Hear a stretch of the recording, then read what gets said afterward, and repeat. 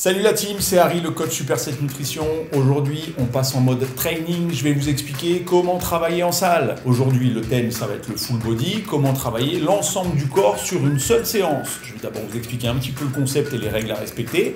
Et après, on va direct en salle et je vous montre les exos. Première chose qui pourrait nous faire nous orienter sur un full body, c'est le manque de temps. On ne peut s'entraîner qu'une fois ou deux grands maximum dans la semaine. Du coup, on va essayer de ramener tous les groupes musculaires à chaque fois. Évidemment, ça peut être une histoire d'objectif, c'est-à-dire que si on passait dans un objectif de sèche, par exemple, le fait de solliciter beaucoup de groupes musculaires à la fois va nous permettre de sécher plus facilement. Enfin, un sportif va pouvoir se préparer par rapport à un sport différent de la musculation de façon beaucoup plus efficace avec un full body. Dans les sports, le corps a l'habitude de travailler dans sa globalité et le fait de le solliciter à chaque séance de façon complète va lui permettre de transposer beaucoup plus facilement les qualités qu'il aura travaillées en salle dans son sport de prédilection. Sur un entraînement full body, il ne faut pas raisonner vraiment en termes de split comme on le fait habituellement, c'est-à-dire qu'on ne va pas aller cibler tel petit groupe musculaire, etc.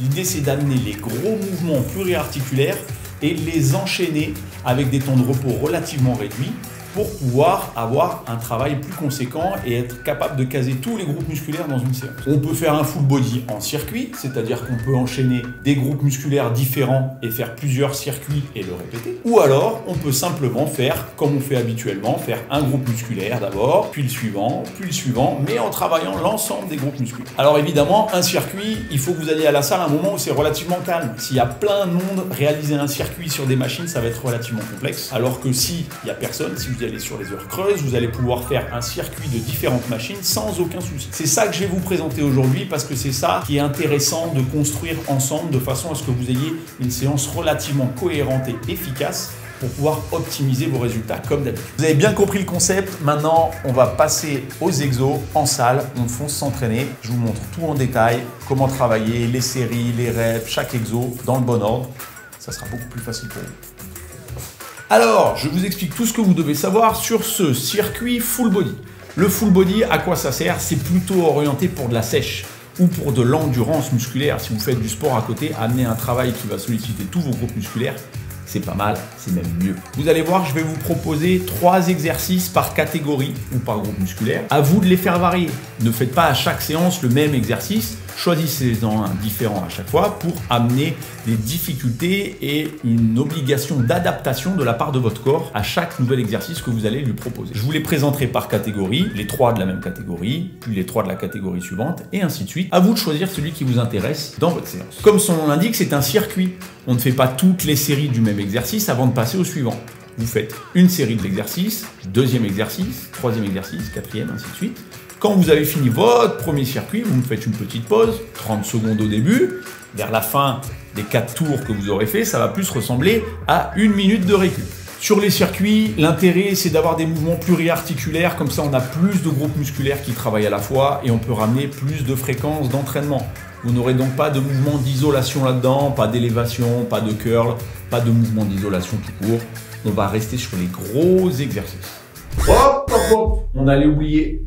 Avant tout entraînement sérieux, il nous faut de l'aide. Et qu'est-ce que c'est dans ces cas-là notre aide chez Super 7 Nutrition? Petit focus produit.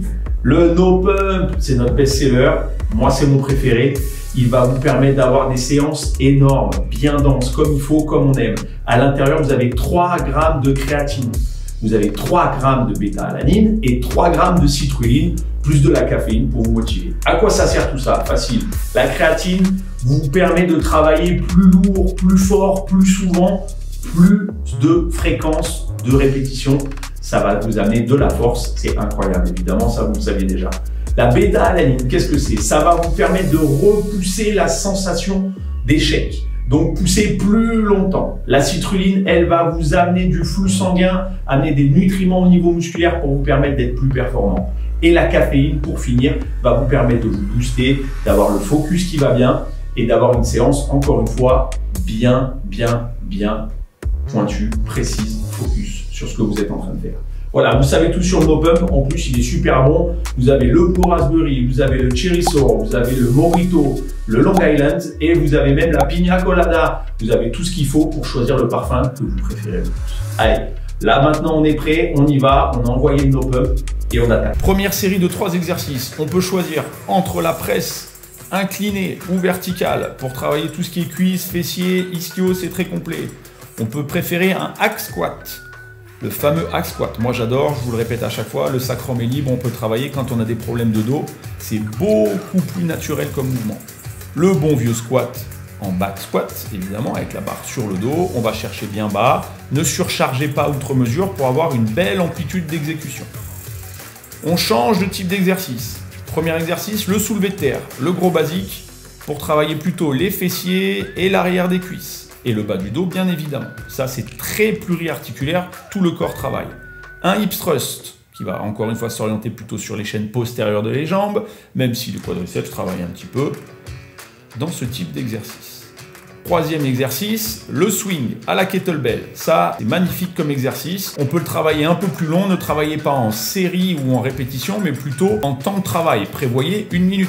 On continue, on passe sur les dorsaux. Les tractions, ça c'est un gros basique. Si vous n'y arrivez pas, vous remplacez par un tirage vertical, bien évidemment. Tirage vertical en prise large, très intéressant. Ou un tirage vertical en prise neutre, serré. Ça c'est vous qui voyez, vous diversifiez. Ça va modifier les axes de travail pour vos dorsaux. On enchaîne avec un exercice de poussée, un petit peu opposé à ce qu'on vient de faire maintenant. On fait des poussées verticales à la machine. Pour les épaules, c'est un développé militaire machine, c'est facile dans les circuits. On peut le faire à la barre en développé militaire, celle-ci est très bien, ou à l'haltère également, en ramenant toujours de la convergence. Dès que vous avez de l'haltère, sur un mouvement haltère, n'oubliez pas de ramener de la convergence, c'est ce qui va faire la différence avec un mouvement à la barre. En tirage horizontal, on peut amener du rowing à la machine, prise neutre un peu serrée pour ramener bien les fixateurs omoplates en arrière et resserrer les omoplates. Une prise un peu plus large en pronation, qui se rapproche de ce qu'on pourrait faire sur un développé couché. Dans le sens inverse, on va resserrer, partie plus haute, arrière d'épaule, solliciter un peu plus. Un rowing à la barre, on se concentre bien, pas trop de mouvement de buste, on vient taper sur le ventre pour être sûr d'avoir le mouvement le plus complet possible.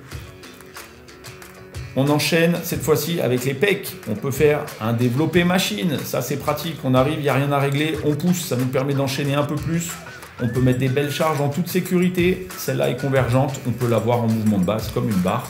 C'est pareil, c'est équivalent, vous vous embêtez pas sur un circuit. Le développé couché, ça c'est le grand basique que tout le monde connaît. On se bat tous pour le développé couché le lundi à la salle. Ça vous permet d'avoir un bon travail des pectoraux. Vous venez poser la barre sur les pecs avant de repousser. À l'haltère c'est pareil, mais on ramène un mouvement convergent encore une fois. On ne colle pas les haltères, on ne vient pas les taper l'une contre l'autre au milieu. Imaginez qu'il y a une main au milieu, vous vous arrêtez juste avant que ça touche la main. Comme ça, vous avez une belle contraction des fibres du milieu des pectoraux.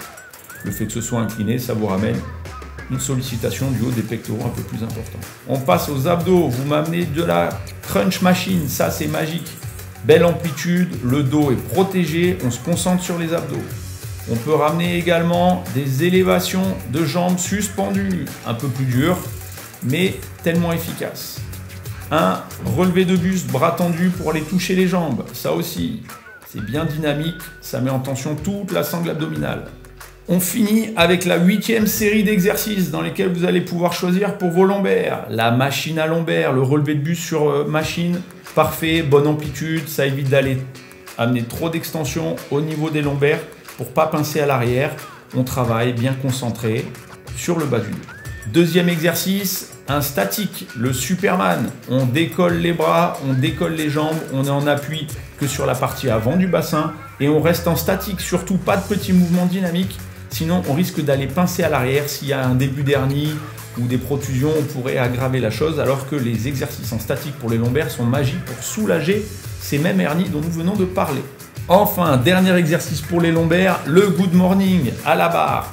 Alors, c'est un mix entre un travail de lombaire et d'ischio et de fessier, mais vu qu'ils sont prévus pour travailler ensemble, moi j'adore cet exercice. On descend gentiment, ça sert à rien de charger énormément, on se concentre sur le ressenti, on garde le dos bien plat, surtout pas de dos rond, on descend jusqu'où on peut. Quand on sent que l'étirement est maximum, on remonte en douceur. Voilà, ça vous fait un beau circuit en full body avec 8 exercices à l'intérieur. Vous choisissez un type d'exercice pour chaque rubrique, ça vous fait vraiment un travail bien complet. Les temps de repos les plus courts possibles pour que ce soit le plus intense possible. Vous allez sécher, vous allez voir, ça va être incroyable. Maintenant, vous n'avez plus qu'à foncer vous entraîner, les gars.